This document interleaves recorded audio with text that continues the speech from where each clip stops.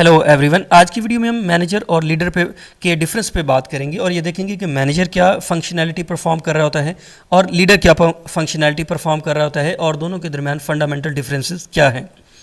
सबसे पहले ये देखते हैं कि लीडर क्या होता है। लीडर वो होता है जो कि ऑर्गेनाइजेशन के अंदर ऑर्गेनाइजेशन का विजन सेट करता है और उसके अंदर नए आइडियाज़ लेके आता है, क्रिएटिविटी लेके आता है और ओवरऑल ऑर्गेनाइजेशन के ऑब्जेक्टिव्स को डिफाइन करता है कि हमारी ऑर्गेनाइजेशन को 5 साल के बाद किस पोजीशन पे होना चाहिए या 10 साल के बाद ऑर्गेनाइजेशन को किस स्टेट पे होना चाहिए और ऑर्गेनाइजेशन के अंदर जो भी चेंजेस लानी है उनके आइडियाज़ देता है और उनका एक रोड मैप देता है कि कैसे हम इन आइडियाज़ पे काम करके हम अपने ऑब्जेक्टिव्स को अचीव कर सकते हैं।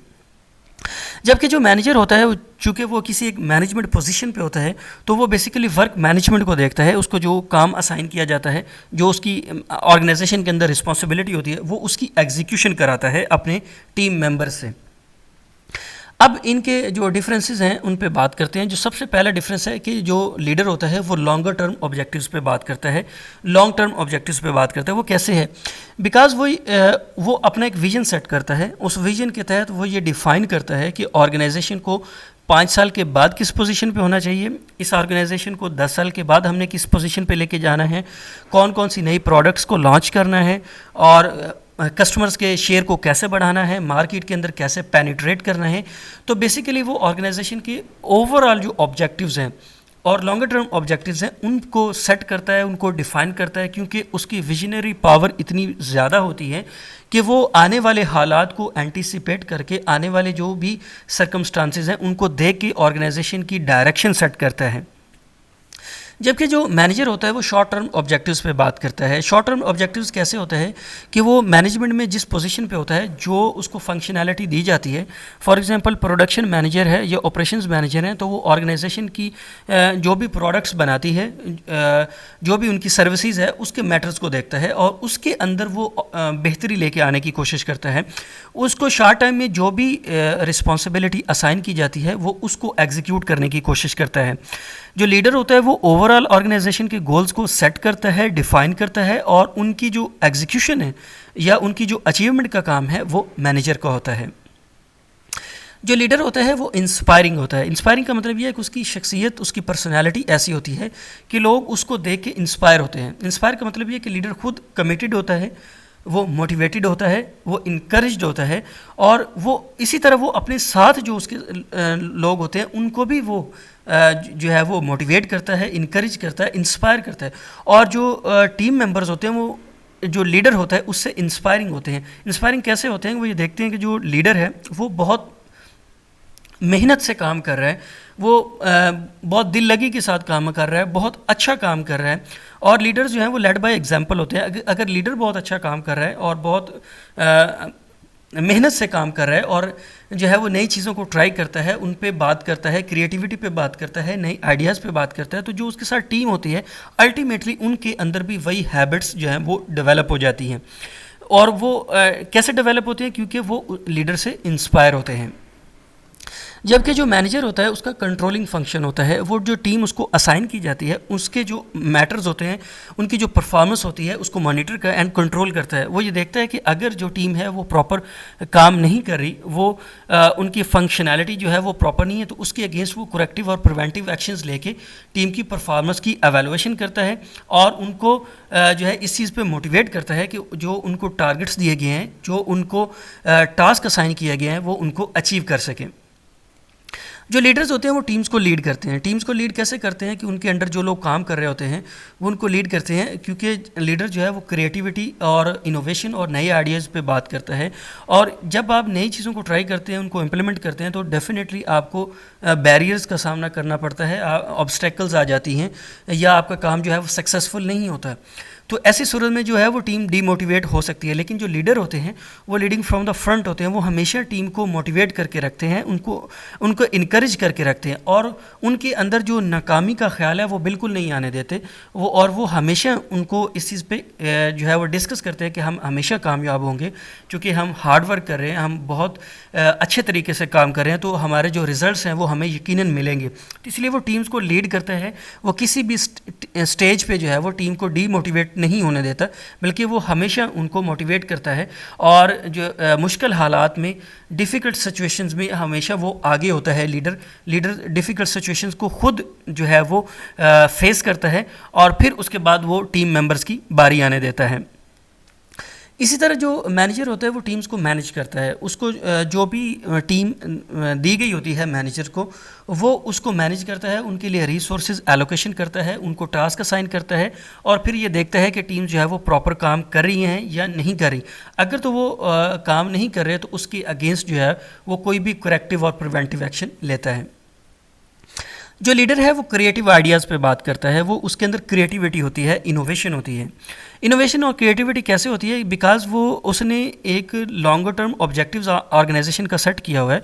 एक जो है वो उसने एक गोल सेट किया हुआ है कि ऑर्गेनाइजेशन को 5 साल के बाद किस पोजीशन पे लेके जाना है, ऑर्गेनाइजेशन को 10 साल के बाद किस पोजीशन पे लेके आना है, या ऑर्गेनाइजेशन जो प्रोडक्ट्स हैं उनकी सेल्स को कितना इंक्रीज़ करना है, या जो प्रोडक्ट्स की क्वालिटी है उसको कितना बेहतर करना है, या जो कस्टमर केयर सर्विसेज हैं उनको कितना इम्प्रूव करना है और इनको कैसे इम्प्रूव किया जा सकता है, कौन कौन से अल्टरनेटिव्स मौजूद हैं जिनको इम्प्लीमेंट करके हम अपनी ऑर्गेनाइजेशन के अंदर चेंज लेके आ सकते हैं, ऑर्गेनाइजेशन की स्टेट को बेहतर की तरफ लेके जा सकते हैं।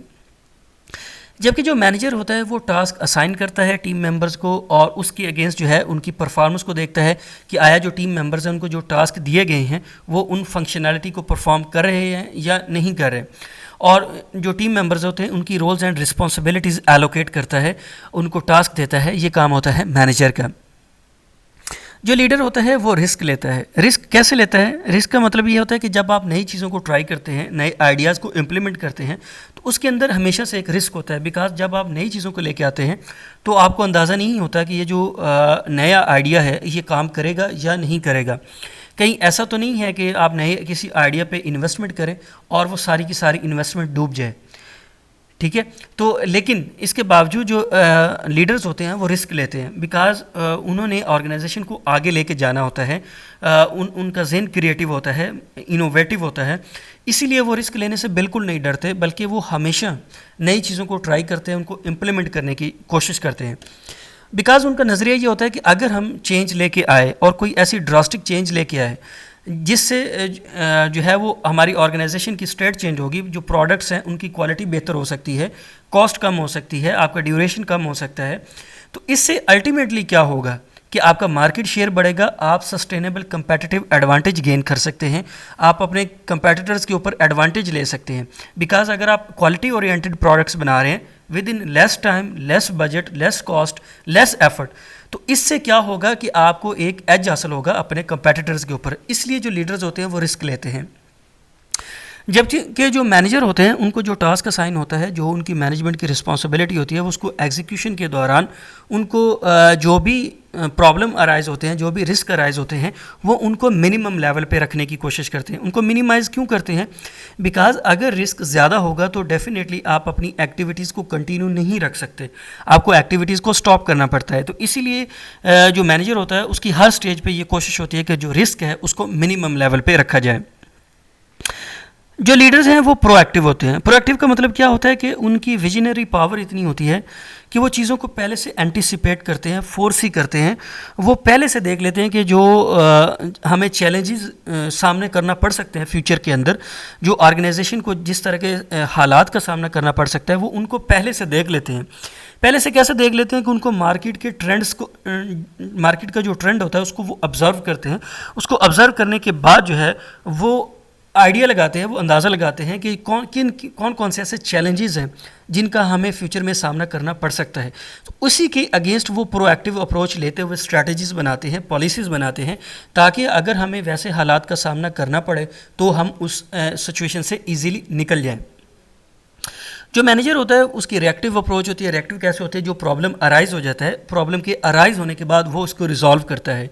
जबकि जो लीडर होता है वो पहले से एंटिसिपेट करता है कि प्रॉब्लम अराइज ही ना होने पाए, और अगर अराइज हो जाए तो उसको हम कैसे मिटिगेट करेंगे।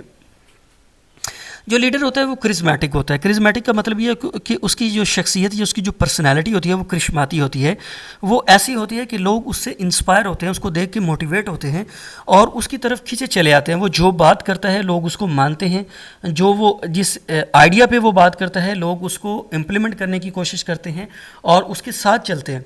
और जो लीडर होता है वो उसके साथ रहना पसंद करते हैं, बिकॉज उसकी शख्सियत ऐसी है, उसकी शख्सियत इतनी इंस्पायरिंग है, इतनी क्रिएटिव या इनोवेटिव है कि लोग उसके साथ काम करना पसंद करते हैं। और वो ये देखते हैं कि ये जो लीडर है ये हमें कभी जो है वो गलत काम नहीं करेगा, ये हमेशा अच्छा काम करेगा, क्योंकि इसकी पर्सनालिटी ही ऐसी है कि ये किसी भी बैड आइडिया पे काम नहीं कर सकता, हमेशा इसके पास अच्छे आइडियाज़ ही होंगे। जो मैनेजर होता है वो अथॉरिटेरियन होता है। अथॉरिटेरियन का क्या मतलब है कि उसके पास एक मैनेजमेंट पोजीशन होती है, उस मैनेजमेंट पोजीशन के अंदर वो अपनी फंक्शनैलिटी को परफॉर्म कर रहा होता है, उसके पास एक फॉर्मल पावर होती है। बिकॉज अगर वो प्रोडक्शन मैनेजर है तो वो प्रोडक्शन के मैटर्स को देखता है, उसके अकॉर्डिंग डिसीजन मेकिंग कर सकता है। जो एचआर मैनेजर है तो वो एचआर के मैटर्स को देखता है, जो अकाउंट्स मैनेजर है तो वो फाइनेंशियल मैटर्स को देखते हैं।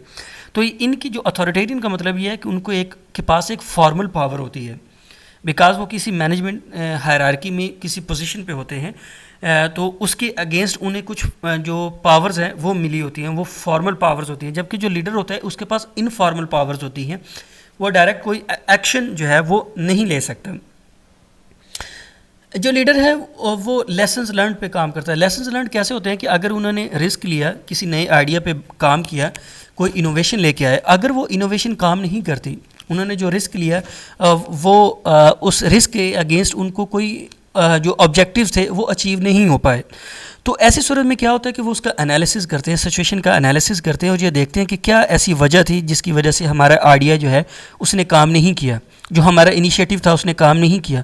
तो जो पिटफॉल्स होते हैं, जो गैप्स होते हैं, वो उनको आइडेंटिफाई करते हैं एज ए लेसन लर्न, और फ्यूचर के जो प्रोजेक्ट्स होते हैं उसमें इन चीज़ों को पहले से देखते हैं कि इन चीज़ों को एलिमिनेट करना है, बिकॉज अगर ये चीज़ें प्रेजेंट होंगी तो हमारा जो प्रोजेक्ट है वो काम नहीं करेगा। जो मैनेजर होता है अगर वो अपने ऑब्जेक्टिव्स अचीव ना कर पाए तो क्या होता है कि वो चूँकि उसके पास एक फॉर्मल अथॉरिटी होती है तो उसके अगेंस्ट वो डिसिप्लिनरी और एडमिनिस्ट्रेटिव एक्शंस ले सकता है, जबकि जो लीडर है वो एज इन चीज़ों को लेसन्स लर्न लेता है, जबकि जो मैनेजर होता है वो उसके अगेंस्ट डिसिप्लिनरी और जो है एडमिनिस्ट्रेटिव एक्शंस लेता है, पनिश करता है। तो यही थे फंडामेंटल डिफरेंसेस जो कि मैनेजर और लीडर के दरमियान होते हैं। I hope you understand my point. Please subscribe my channel, like my video and comment. Thank you very much.